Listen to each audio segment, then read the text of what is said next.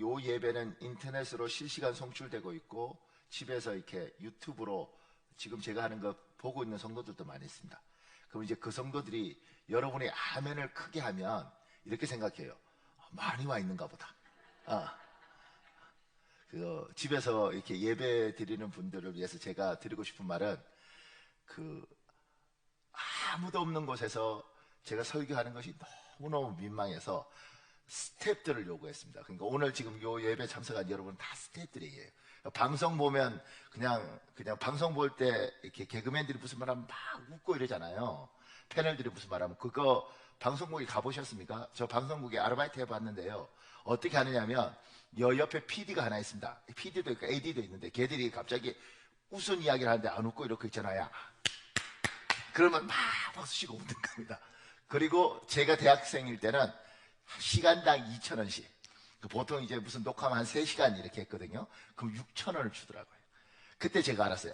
웃겨서 웃는 게 아니고, 그냥 박수 쳐주고 이러면 막 웃고. 그러니까 지금 분위기가 이러니까, 대부분 이제 우리 성도들은 인터넷으로 9시 예배나 11시 예배 지금 이제 보고 있을 거란 말이에요. 그러면 여기 있는 분들은 이제 스텝이니까, 몇 명 없어요, 그죠? 스텝이니까 여러분은 어떻게 하냐면 김도원 목사님이 갑자기 은혜가 막 될 것 같으면 아멘 뭐 그러면 여러분이 이렇게 그렇게 우리 재밌게 예배했으면 좋겠습니다. 자, 우리 늘 하는 것처럼 하트 제 따라하겠습니다. 하나님, 나의 심장으로 당신 사랑합니다. 자, 옆에 보고요, 아이 컨택하고요, 예수 그리스도 심장으로 당신을 축복합니다. 반대편 보고요, 예수 그리스도 심장으로 당신을 축복합니다. 우리 이단에 말씀하겠습니다. 내가 평안히 눕고 자기도 하리니 나를 안전히 살게 하시는 이는 오직 여호와이시니이다. 시편 4편 8절 말씀 우리 선포하겠습니다. 나의 안전은 내 힘으로 내 능력으로 지킬 수 없습니다. 지금까지 나를 안전하게 살게 하신 하나님, 나의 평생을 평안히 눕고 평안히 자게 하옵소서. 예수님의 이름으로 명령하노니 나의 교회야 나의 조국아 모든 불안에서 평안할지어다. 예수님의 이름으로 명령하노니 대한민국 사람들아 한민족아 모든 공포에서 평안할지어다. 예수님의 이름으로 기도합니다. 아멘. 반드시 여러분의 선포대로 될 줄 믿습니다. 혹여 지금 제 설교 듣다가 목사님 목이 왜 저럴까, 혹시 뭐 감기 들리셨나, 그러지 않고요. 요새 하도 상황이 힘들어서 기도를 하다가 제가 절제를 못해서 그냥 너무 통성으로 이렇게 기도하다가 좀 가버렸어요. 그래서 제가 어저께하고는 굉장히 조심했는데, 그러니까 목이 약간 잠겨 있는 거 그거 때문이다. 그렇게 이해해 주셨으면 좋겠습니다. 오늘 마가복음 4장 35절에서 41절에 관해서는 본문 배경 설명을 제가 이렇게 적었습니다. 이스라엘 사람들은 갈릴리 호수를 갈릴리 바다라고 부릅니다. 그것은 호수의 남북의 길이는 21km, 동서의 길이는 12km이며 면적은 160km/이고 호수의 최대 깊이는 46m로 거대하기 때문입니다. 그리고 보통 호수들은 바다와 달리 풍랑이 없고 고요합니다. 그러나 갈릴리 호수는 평지보다 200m 낮은 위치와 따뜻한 호수의 공기, 그리고 북쪽의 헬몬산에서 불어오는 차가운 바람이 상호작용하는 지리적 원인 때문에 2m 높이의 파도와 돌풍이 자주 발생합니다. 갈릴리 호수의 파도와 돌풍이 폭우를 동반하는 날은 어선들이 난파당하는 날이었습니다. 지금 예수님과 제자들이 탄 배가 갈릴리 호수 북쪽 끝에 있는 가버나움에서 남쪽 끝에 위치한 가다라 지방까지 이동하고 있습니다. 그런데 갑작스러운 파고를 맞아 배가 거의 침몰할 상황이 되었습니다. 제자들이 다급하게 배의 고물에서 주무시던 예수님을 깨웁니다. 깊은 잠에서 깨어나신 예수님은 단지 몇 마디 말씀으로 어렵고 고통스러운 상황을 평안하고 고요한 상황으로 바꾸어 놓으십니다. 놀라운 일입니다. 예수님이 일반적이지 않은 기적, 이적을 행하실 때 그 이적이 병자를 치유하는 치유의 이적이 있고요. 악한 영적인 세력을 쫓는 이걸 축기라고 하는데 축기의 이적도 있습니다. 그리고 이렇게 자연적인 것, 바다를 잠잠하게 하고 심지어 환경을 바꿔버리는 이런 날씨에 가는 걸 이걸 자연이적이라고 합니다. 신학적으로 이렇게 치유, 축기 이적, 자연이적 이렇게 나누는데 그 자연이적을 지금 주님 하시는 거죠. 파도야 잠잠하라. 이렇게 잠잠해져 버린 거예요. 놀라운 일들이 일어난 겁니다. 그 부분에 대한 이야기를 지금 하려고 합니다. 큰 이번에요. 큰 방풍이 일어나며 물결이 배에 부딪혀 들어와 배에 가득하게 되었다. 36절에 예수를 배에 계신 그대로 모시고 가며 다른 배들도 함께 가더니 지금 갈릴리 호수에 총 몇 대의 배가 떠 있는지 우리는 모릅니다. 그러나 두 종류의 배로 구분해 볼 수 있습니다. 하나는 예수님이 승선한 배입니다. 또 다른 하나는 예수님이 승선하지 않은 배입니다. 예수님을 모시고 가든 모시고 가지 않든 두 배는 모두 갈릴리 호수에서 굉장한 파도와 돌풍을 맞닥뜨리고 있습니다. 예수님이 탄 배가 있고 예수님이 타지 않은 배가 있습니다. 그런데 이 배가 갈릴리 호수를 지나가다가 그 호수의 특성상 2m 이상 파도가 일어나고 폭풍이 칠 때가 있는데 지금 두 배가 동일한 고난을 당하고 있습니다. 지금 여러분의 표정은 뭐 당연하지 않아? 이렇게 생각하는데 우리가 믿음이라는 시각으로 보면 이게 굉장히 당연하지 않습니다. 왜냐하면 지금 배가 같이 떠 있는데 내 배는 예수님이 있어요. 예수님 타고 있다고요. 저기는 예수님 없어요. 아직 이해가 안 가시는군요. 조금 더 제가 가다가 설명하겠습니다. 그 밑에요. 부조리가 불합리가 팽배한 세상에 살면서 고난과 어려움을 겪는 것은 당연한 일입니다. 아무리 뛰어나고 출중한 사람도 사람이 지도자가 된다고 해도 사람은 모두 불완전하고 연약하기에 사람의 세상은 항상 문제거리가 넘쳐나고 어려움에 봉착합니다. 그러니까 아무리 뛰어난 사람이 대통령 되고 그 다음에 시장 되고 이래도 세상은 어렵다는 거예요. 왜냐하면 세상은 그렇습니다. 근데 그 밑에요. 우리는 여기에서 질문이 생깁니다. 세상이 부조리하고 불합리한 것을 이해합니다. 사람이 세상살이를 하면서 고난과 어려움을 겪는 것도 이해합니다. 하나님을 믿지 않고 스스로 자기 인생의 주인이 된 그들이 고통 속에서 사는 것 당연합니다. 근데 우리는 고난과 어려움 속에 살면 안 됩니다. 왜냐하면 우리가 믿고 섬기고 따르는 하나님은 전지전능하신 하나님이기 때문입니다. 그분은 이 세상의 주인이시기 때문입니다. 우리 시편 23편 1절 2절에 있습니다. 여러분 읽어볼래요? 시작.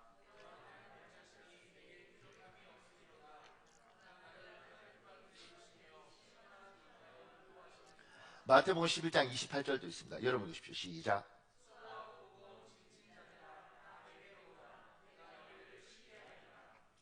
보십시오. 세상은 부조리하고 불합리해요. 나쁜 사람들 참 많죠. 그러니까 세상이 그런 세상에 살면서 그런 세상에서 당연히 고통도 당하고 사기도 당하고 또 이런 농락도 당하는 게 당연하다는 거예요.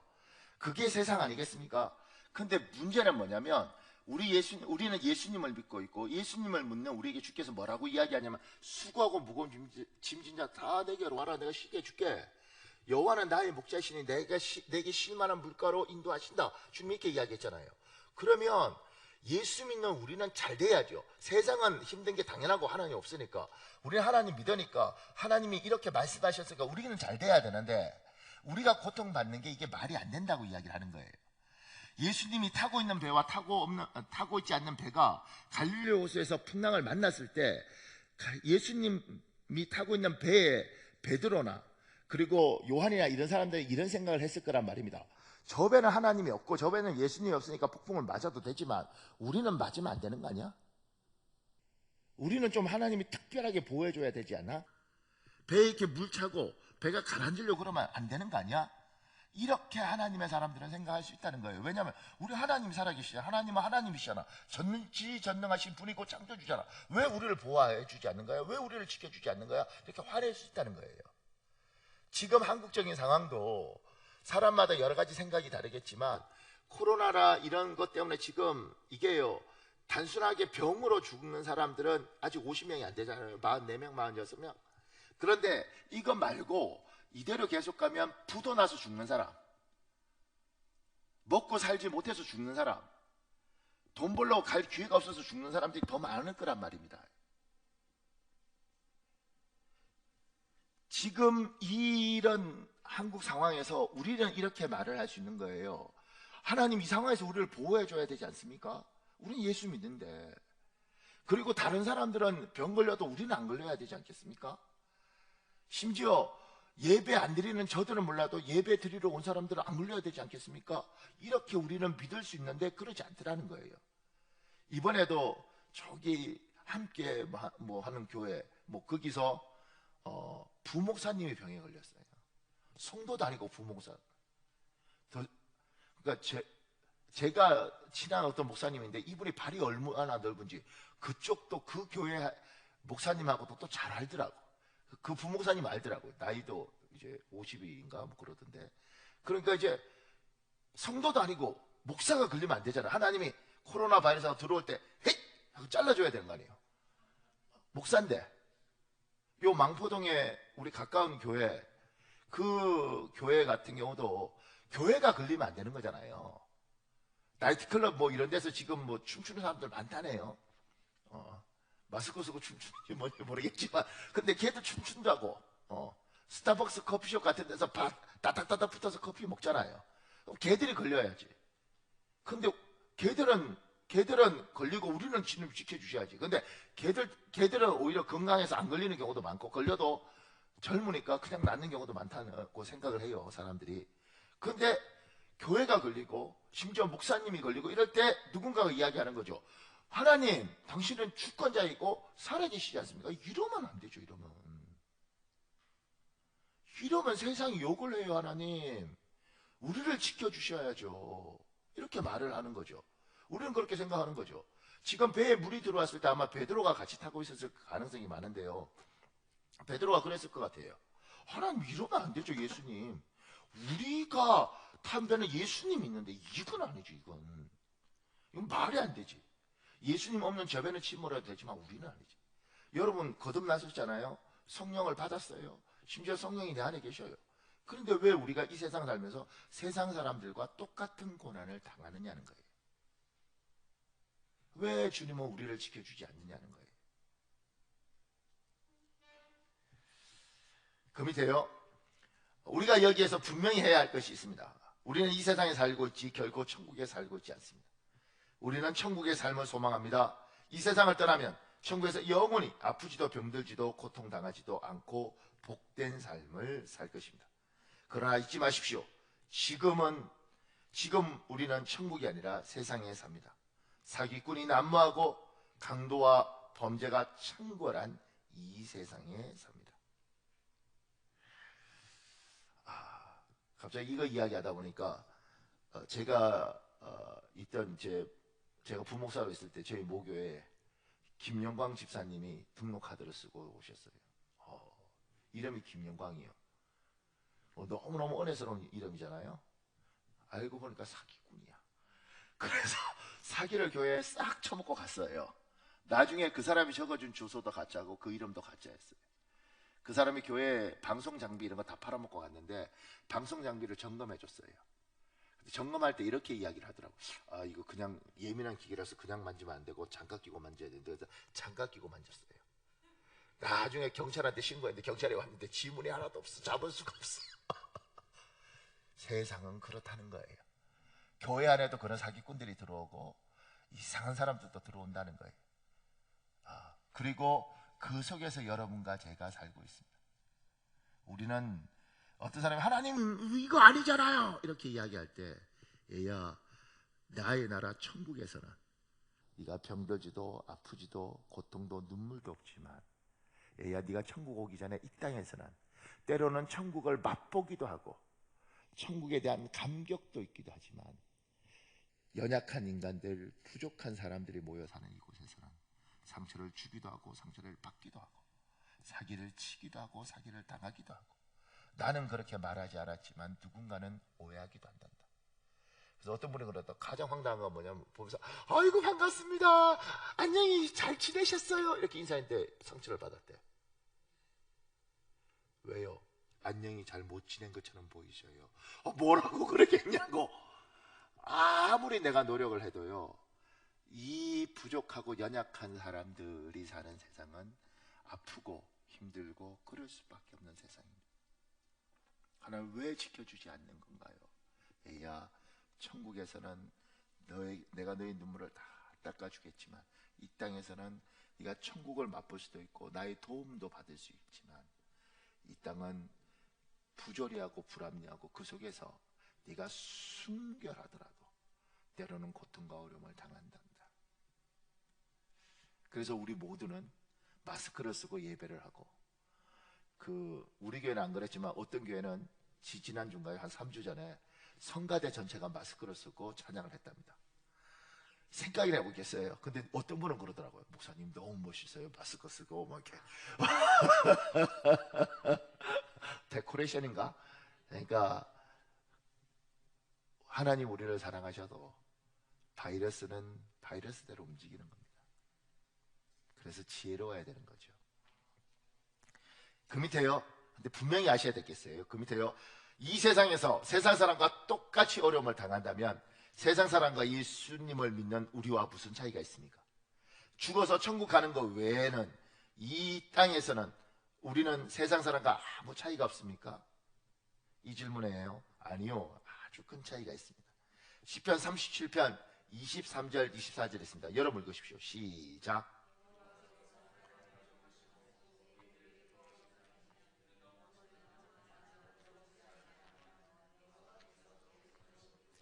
잠언 24장 16절도 있습니다. 여러분 읽으십시오. 시작.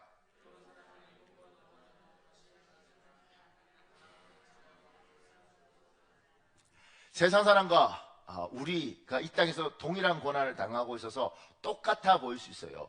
그러면 예수 믿는 우리가 뭐 특별한 일이 있습니까?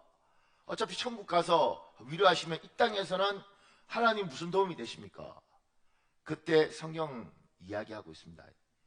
여기 이렇게 말하죠. 넘어지나 아주 엎드러지지 아니하면. 하나님의 사람은 넘어질 수 있습니다. 고난당할 수 있습니다. 그런데 아주 엎드러지는 것, 그들이 끝장나지는 않습니다. 왜냐하면 하나님이 그렇게 두지는 않아요. 고난과 연단과 고통 속에서 몸부림칠 수는 있지만 결국 하나님께서 자기 백성을 그냥 그렇게 내려앉도록 놓아주시는 않는다는 겁니다. 이 믿음이 여러분에게 있기를 우리 주 예수님 이름으로 축복합니다.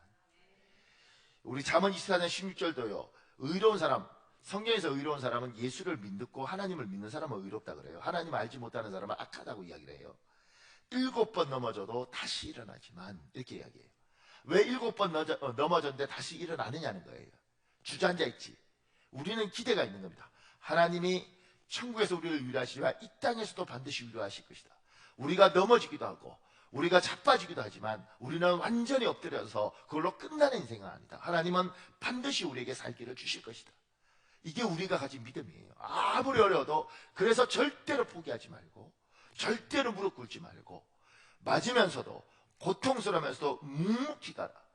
그래서 제가 누군가에게 이렇게 말하죠. 죽지만 마라 제발.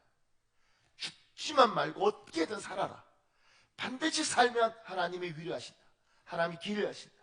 아무리 어렵고 힘들어도 이를 악물고 반드시 살아라. 살면 하나님의 영광을 본다. 버텨라. 이렇게 이야기를 해요. 옛날 어떤 분이 저한테 굉장히 문제가 많아서 상담하러 왔을 때 제가 이렇게 말했어요. 집사님, 지금 우리 교회 말고요.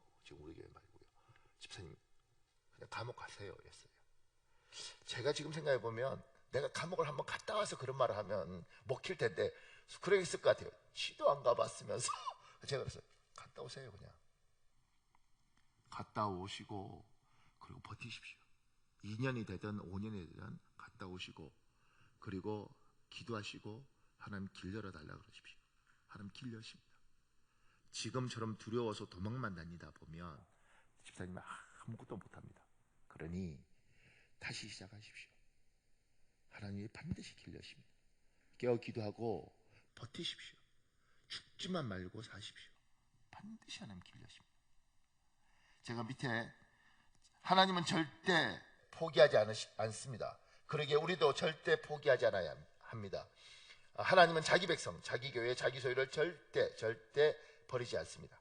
끝까지 하나님의 두 손으로 붙들고 계십니다. 지금 이 그림 재밌죠? 황새가 개구리를 먹으려고 그럴 때 개구리가 절대 포기하지 않기 위해서 황새 목을 비틀어 잡고 있습니다. 넘기고 싶은데 넘을 수가 없어. 이 그림이 미국에 이민 갔던 한국인들요, 정말 어려울 때 이 그림 보고 위로받았다 그래요. 어떻게든 나 버틴다.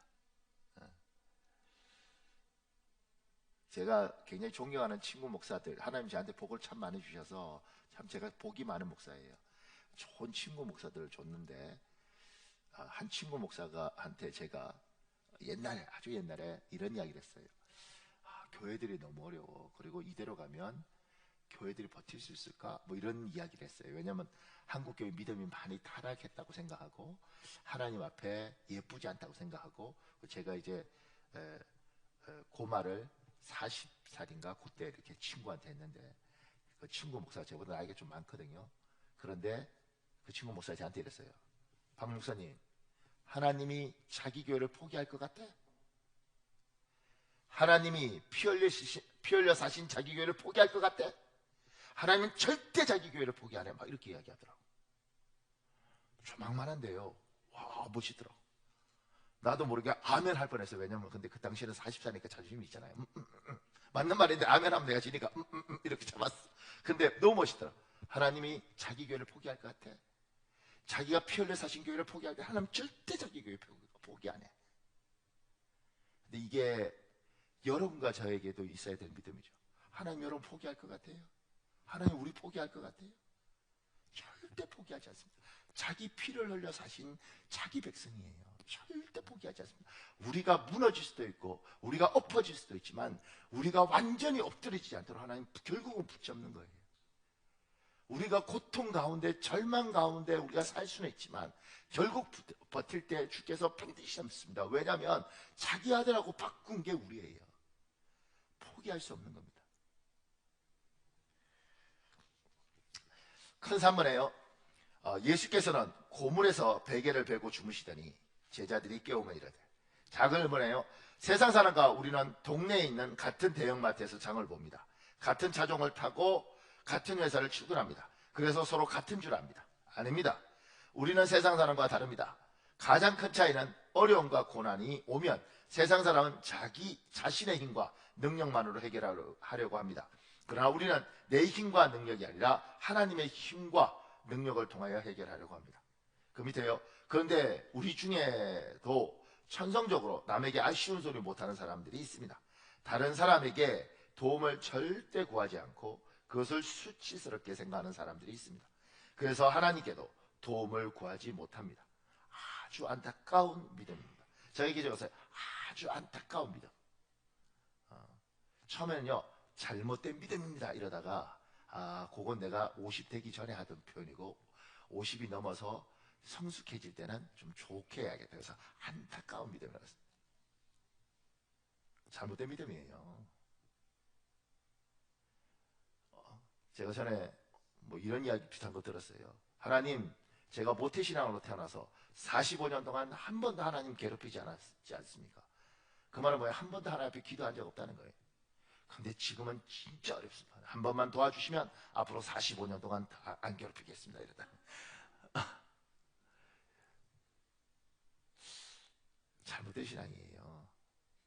사람은요, 여러분들 중에서도 절대 아쉬운 소리 안 해야지 잘못된 사람들이에요. 하나님은 우리를 연약하게 만들어서 아쉬운 소리 할 수도 있고 누가 아쉬운 소리 할 때 도와줄 수도 있고 하나님 이렇게 만드셨습니다. 그리고 저분과의 관계도 아쉬운 소리를 하고 저분은 우리를 돕고 이렇게 만드셨습니다. 야고보서 1장 5절 있습니다. 여러분 읽으십시오. 시작.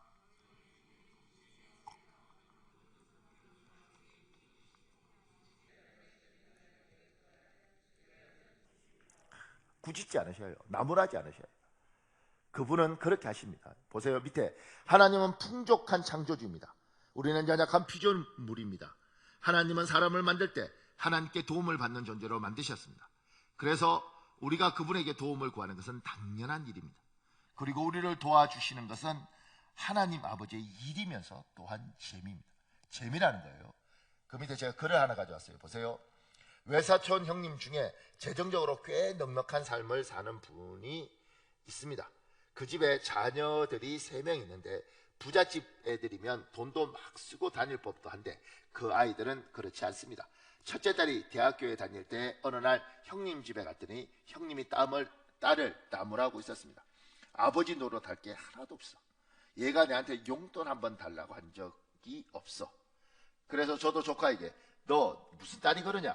아버지한테 애교도 부리고 옷 사달라고도 용돈을 달라고도 해야지 라고 했습니다.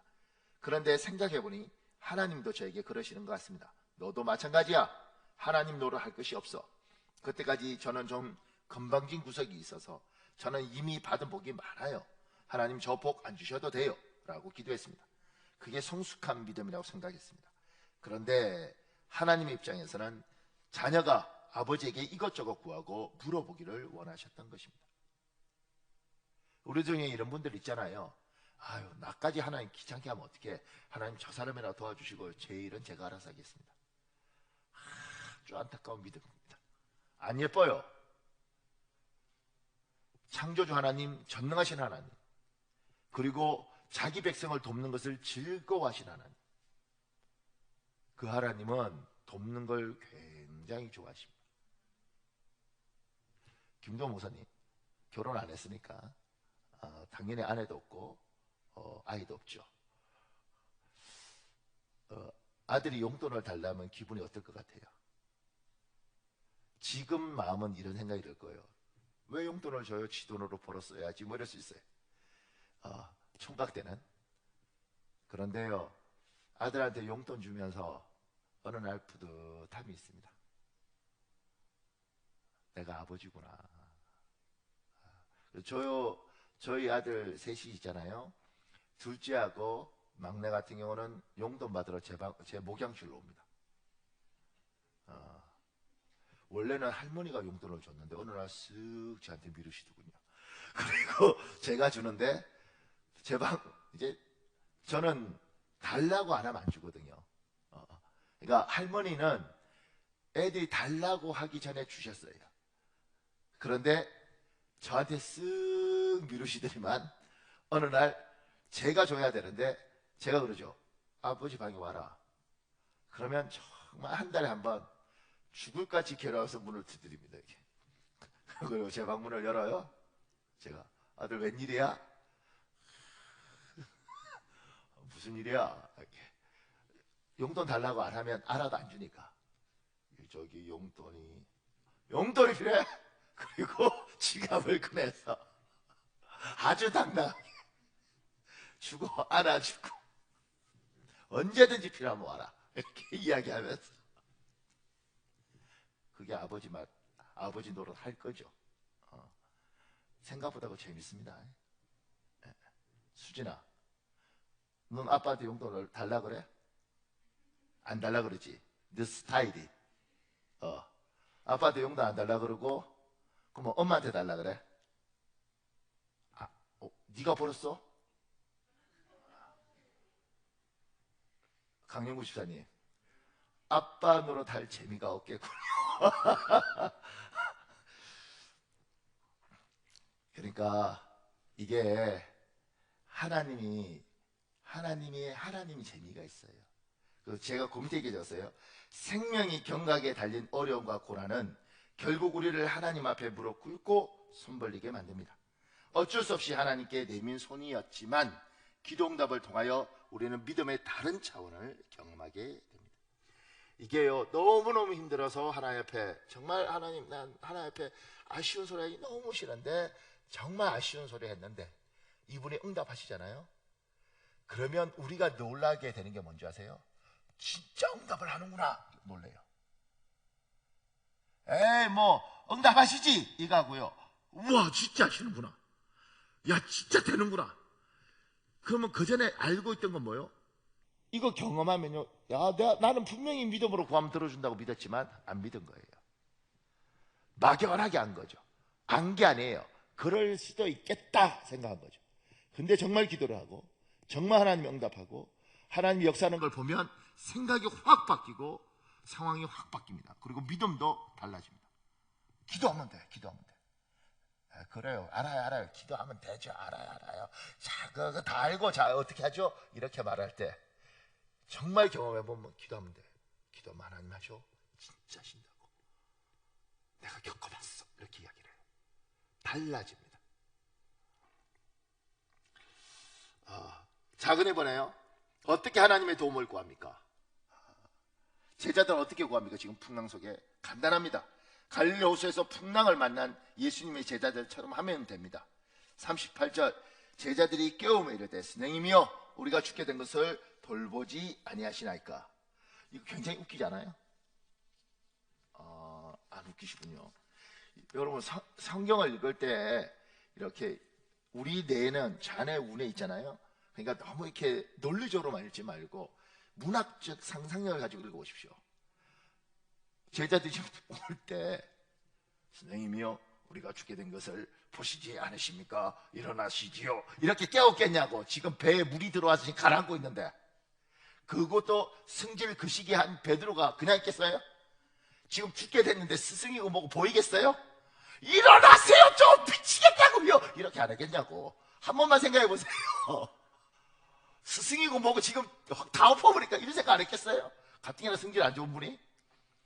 제가 이거 보면서요, 와 베드로 그날 내가 오늘 다 죽고 스승이 뭐가 없다 이렇게 갔을 것 같아요. 지금 물 퍼내고 있는데 지금 배는 이물 있고 고물 있잖아요. 뒤편에서 주무시고 있는 거예요. 주님은 자는 척을 한 게 아니고요, 진짜 피곤하시다고요. 그러니까 완전히 골아떨어지신 거예요. 그러니까 이 가운데에서 베드로가 그냥 한 게 아니고 깨웠겠죠. 근데 말로 한다고 지금 깨는 상황이 아니라 이 폭풍 속에서. 그러니까 주님을 흔들고 일어나세요. 물 다 죽는다고 진짜 미치겠다고 어떻게 좀 해보세요. 뭐 이렇게 갔을 거라고 상상해요. 천국 갔을 때 베드로가 너 설교 그런 식으로 했는데 사실 나 굉장히 우아하게 했다 이렇게 말할 수도 있고 내가 한 게 아니고 요한이 그런 거야. 나보다 요한의 성질이 더 안 좋아 이렇게 할 수도 있겠지만 제가 생각할 때 그렇다 이거죠. 나는 너무너무 재밌는데 마스크 쓰고 있는 여러분의 표정은 눈만 보니 알 수가 있다. 자, 그 다음에요. 그 밑에요. 성경에는 하나님을 깨우는 기도로 가득합니다. 우리의 신앙 선배들은 위기 때마다 하나님을 흔들어 깨웠습니다. 그리고 하나님께 도움의 손길을 요청했습니다. 시편 44편 23절 26절 있습니다. 여러분 읽으십시오. 시작.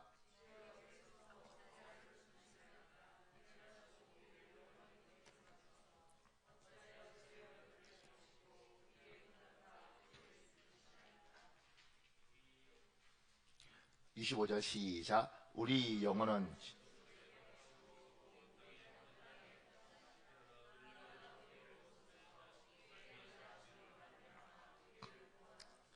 하나님이 일하지 않는 상황을 우리 선배들은 하나님이 지금 예수님이 주무시는 것처럼 하나님이 주무신다고 생각했어요.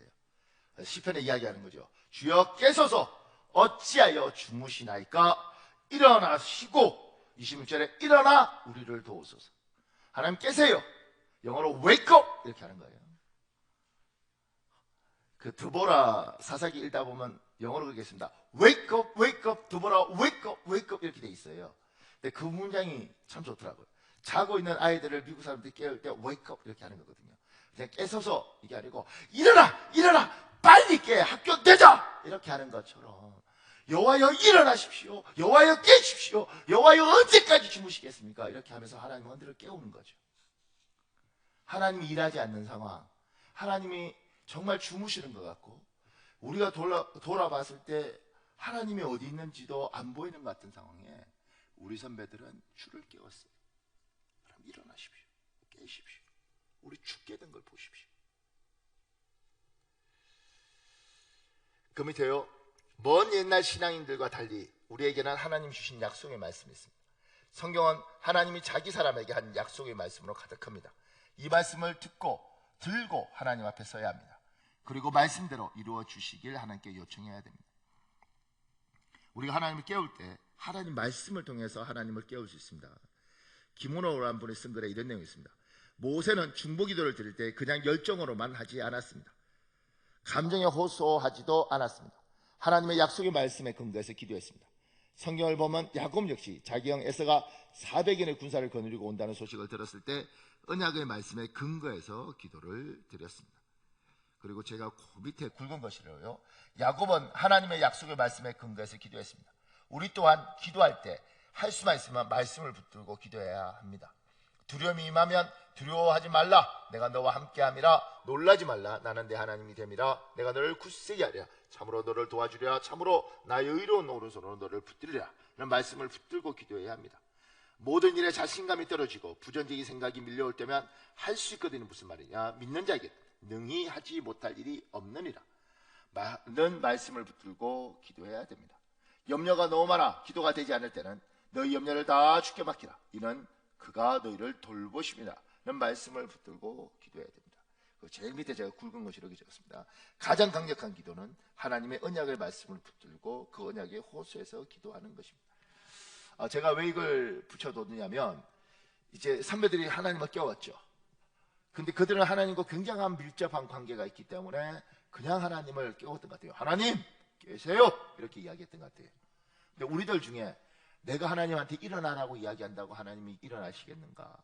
내가 도와달라 그래도 그런다고 해서 하나님 날 도와주시겠는가? 나는 연약하고 나는 부족한데 이런 생각을 가진 사람들이 있을 것 같아요. 그런데 우리는 그래서 내 생각으로 기도하는 게 아니고요, 말씀을 붙들고 기도하는 겁니다. 이 하나님이 주신 이 말씀을 가지고 저분을 깨우고 저분에게 요구하는 겁니다. 보세요. 밑에요. 여러분은 시편 3편 말씀을 가지고 하나님을 깨우신다면 어떻게 기도하시겠습니까? 시편 3편 6절에서 8절에 있습니다. 여러분 좀 읽어볼래요? 시작.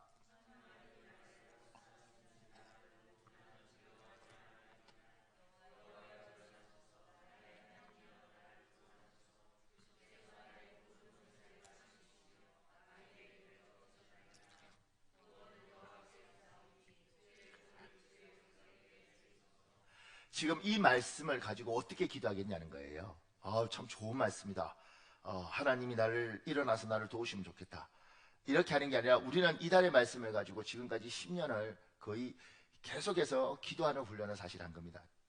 그러니까 이 말씀을 들고 하나님 앞에 쓰는 거예요. 천만인이 나를 애워사 진친다 해도 나는 두려워하지 아니하리이다. 이걸 그냥 읽는 게 아니고 하나님 앞에 이 말씀을 가지고 여호와여 천만인이 나를 애워사 진친다 해도 내가 두려워하지 않겠습니다. 하나님 나를 도와주십시오. 하나님 지금 나를 치는 자가 너무 많습니다. 천만인이 아니라 내 마음속에는 만만도 더 되는 것 같습니다.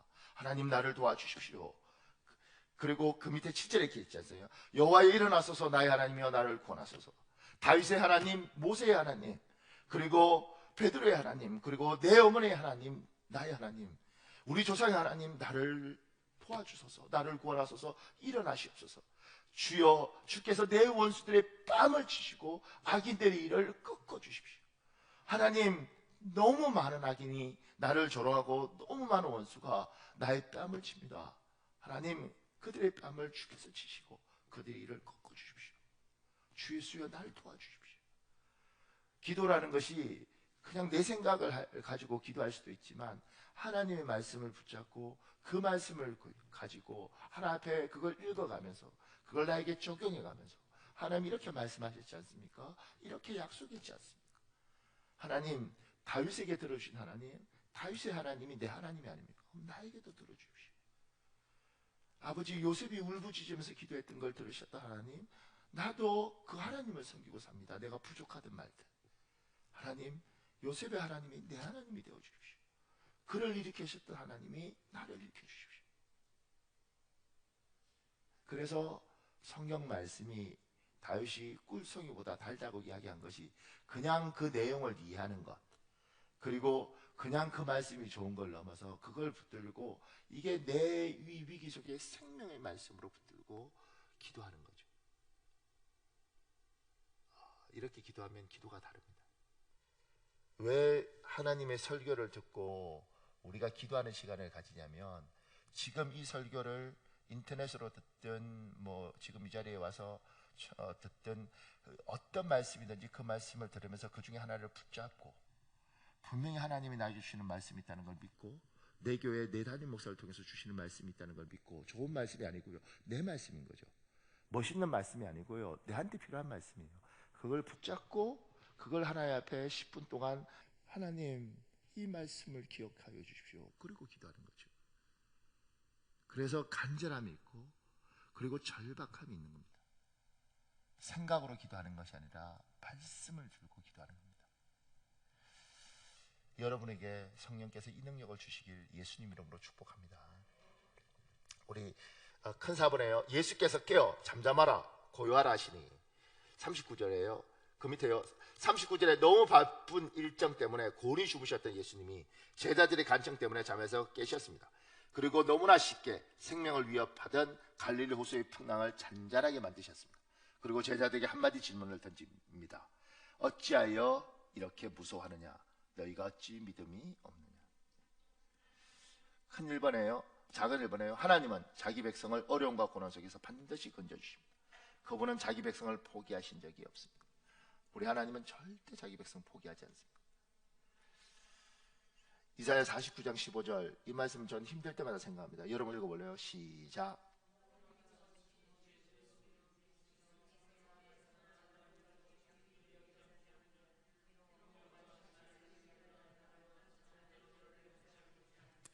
힘들 때마다 생각하십시오. 주님이 얘야 나는 절대 너를 안 잊는다. 내 육신의 부모가 너를 잊어도 나는 너를 안 잊는다. 나는 너를 버리지 않는다. 작은 이번에요. 하나님은 자기 백성을 어려움과 고난 속에서 반드시 건져주십니다. 그리고 질문하십니다. 어찌하여 이렇게 무서워하느냐? 너희가 어찌 믿음이 없느냐? 어려움과 고난이 끝나고 나면 어려움과 고난 속에서 있었던 우리의 반응만 역사로 기록으로 추억으로 남습니다. 어려움과 고난 속에 하나님 보시기에 심히 좋으시기에 반응하셔야 합니다. 이 폭풍우가 끝나고 주님이 결국은 자기 백성을 포기하지 않으신가 구해주셨어요. 그리고 주님이 질문하시죠. 어찌하여 믿음이 없느냐? 그러니까 고난과 어려움이 와서 나는 내 본성대로 다 움직였는데 그 본성대로 움직인 것에 대해서 하나님 이야기하시는 거죠. 너는 내 백성이지 않냐?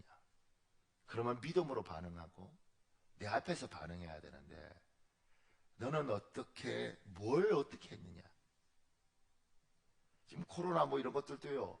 지금 한국에 엄청나게 많은 일들이 있죠. 저는 지금 이제 제 아내하고 계속 기도하면서 40일 정도 이제 교회에서 이렇게 자면서 기도해야겠다 이렇게 생각하고 이제 웬만하면 강대상에서 자요. 뭐 춥기도 하고 뭐 새벽에 이제 뭐 한 2시간 자다가 깨기도 하고 추워서 깨기도 하고 뭐 이러는데 그러면서 계속 묵상합니다. 하나님, 이 코로나 상황에서 우리가 어떻게 해야 되죠? 그리고 왜 이걸 빨리 안 없애주십니까?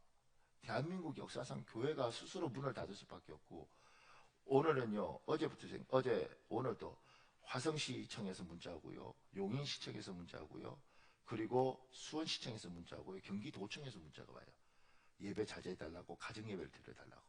난 그건 다 이해했는데 오산시청이 왜 나한테 문자를 보내냐고. 내가 오산하고 무슨 관계가 있다고. 어떻게 알았을까 이 생각도 들어요. 계속 옵니다. 그리고 여기 관할하는 지자체, 뭐 동사무소든 경찰서든 뭐 담당자들은요,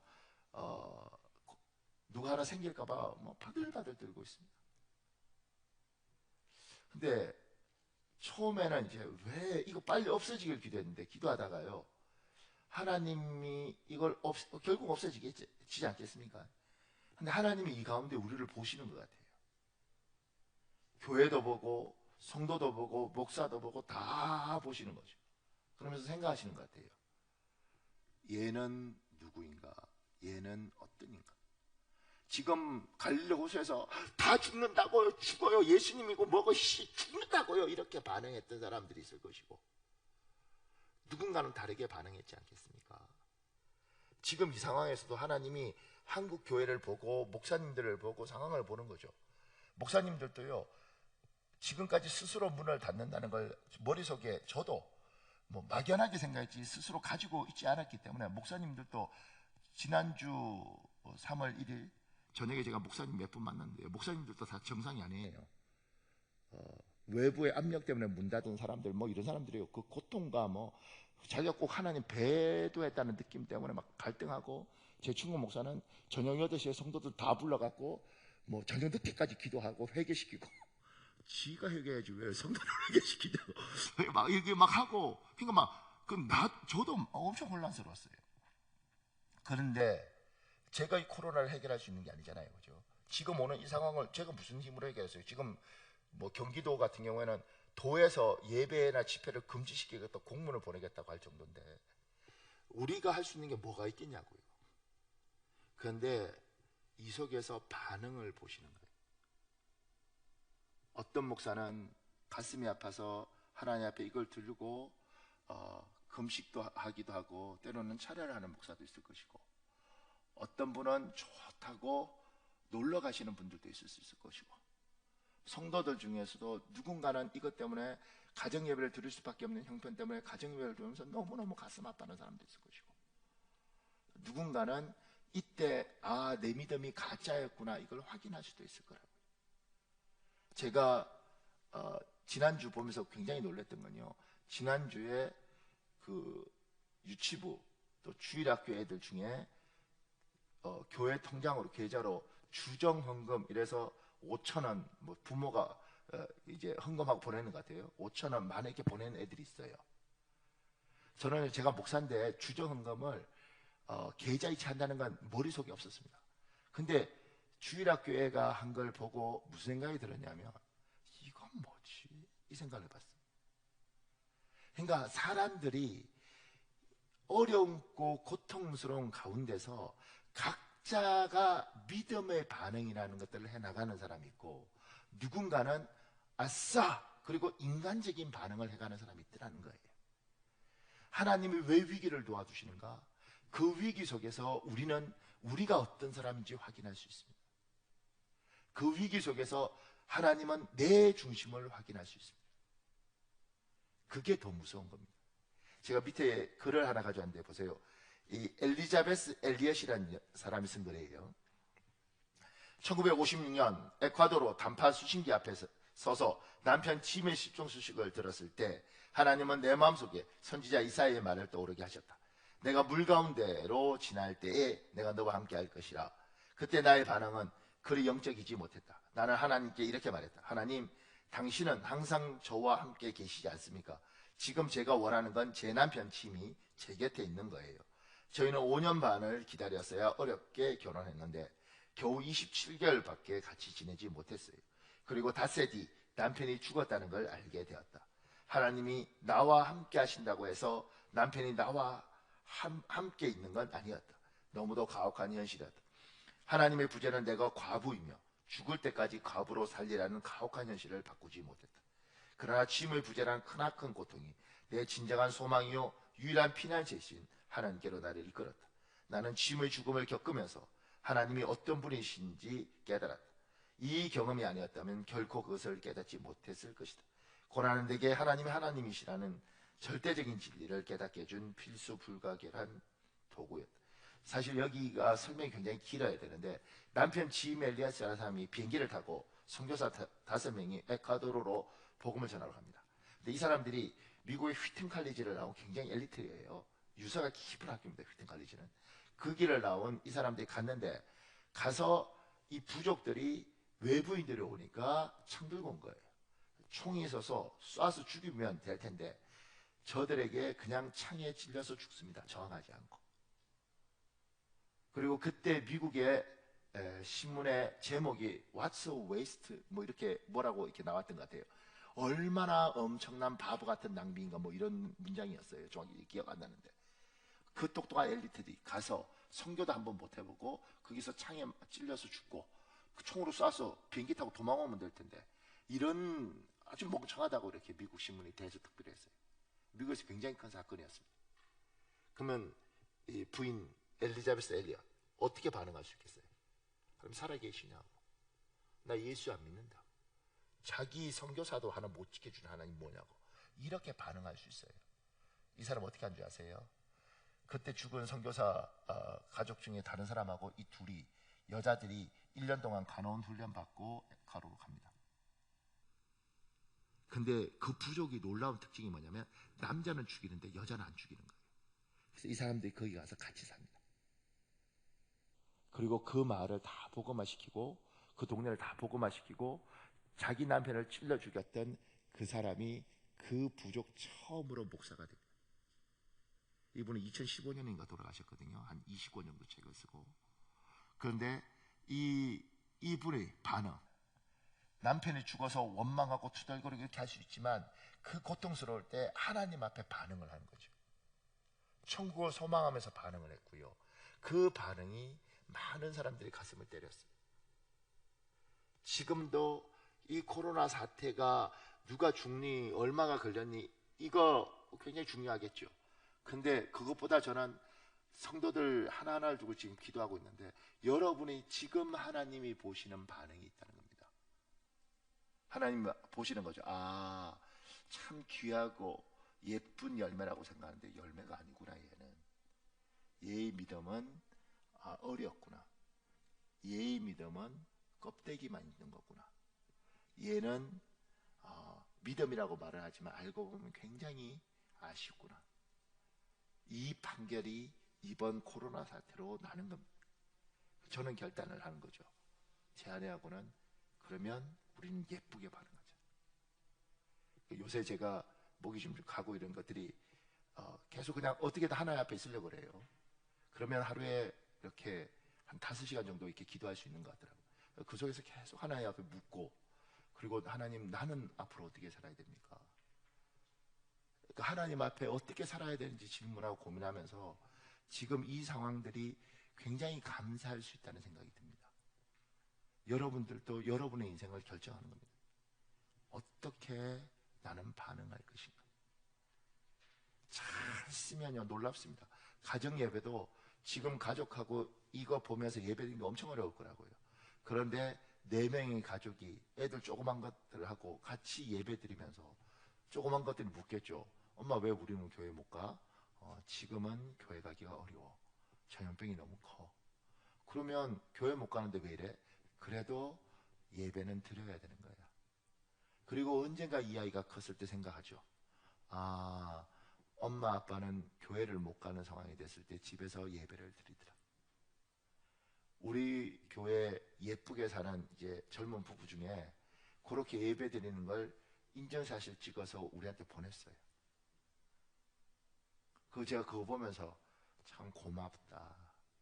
목사도 고마운데 하나님은 얼마나 귀하게 보겠어요.